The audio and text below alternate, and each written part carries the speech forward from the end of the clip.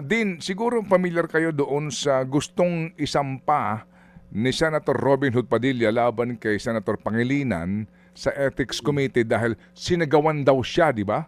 Sinigawan daw siya ni Senator actually, nagtaas ng boses. I still have the floor! Na-offend roon si Senator Robin Hood at sabi niya, hindi ako hihingi ng paumanhin, hindi ko tatanggapin ng paumanhin mo pag kamay-kamay natin. Gusto ko, sa plenaryo ka humingi ng sorry. Otherwise, magsasampa ako ng reklamo sa Ethics Committee. Yun ang sabi niya. And well, naunawaan naman natin yung kanyang karapatan, di po ba, bilang senador, no? Na na-offend siya doon sa pagtaas ng boses. Speaking of that, pwede bang panoorin lang natin tong eksenang ito sa press conference ni Senador Alan Peter Cayetano? Meron siyang pag-stamp na pag-pound ng kanyang rostrum ba yun o lamesa at sinigawan niya isang reporter. Ikaw panoorin niyo ito din ha. Pwede ba magsampa din po ng ethics complaint kaya dito ang reporter? Panoorin po natin ito. Sorry but I don't think there's any question. The Senate is under attack. Was under attack. All of you, your lives were in danger last night.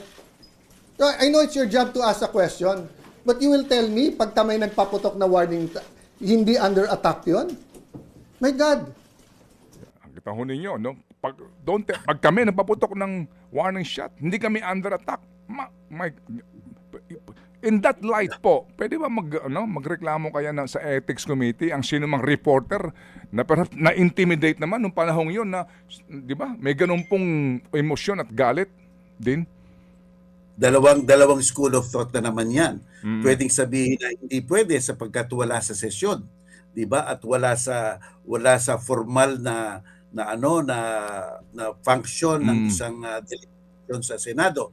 Pero looking at the broad outlines of ethics, yung broad outlines of ethics, ibig sabihin na basta't senador ka, dapat gumalaw ka ng husto, lalong-lalo na sa gusali ng iyong pinagtatrabahuan.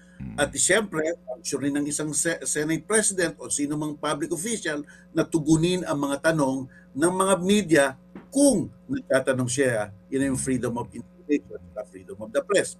Kaya dyan naman sa school of thought na yan, baka maaari sapagkat it is within the broad outlines na tinatawag ng kanyang trabaho bilang Senate President. So, dalawang school of thoughts yan.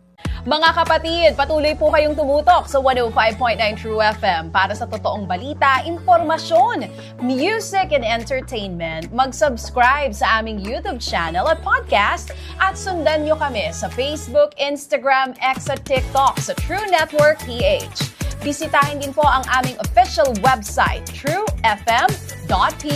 At panoorin din kami sa True TV Signal, Channel 19. Kami po ang 105.9 True FM. Laging true sa'yo, kapatid. Ito tayo sa totoo, tunay at tapat.